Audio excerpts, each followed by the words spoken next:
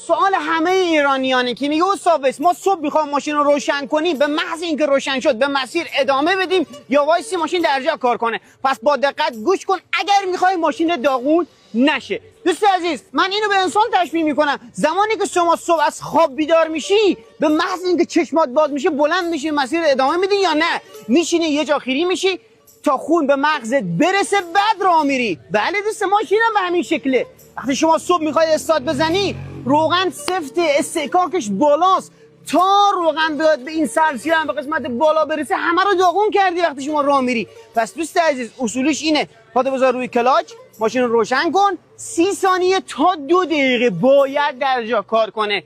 بعد از 2 دقیقه یواش به مدت 5 دقیقه زیر سرعت 50 تا یواش راه میری تا روغنگیری بکس روغن موتورت اون حالت خودش رو پیدا کنه و یک کم شلتر بشه، بعد گاز بده.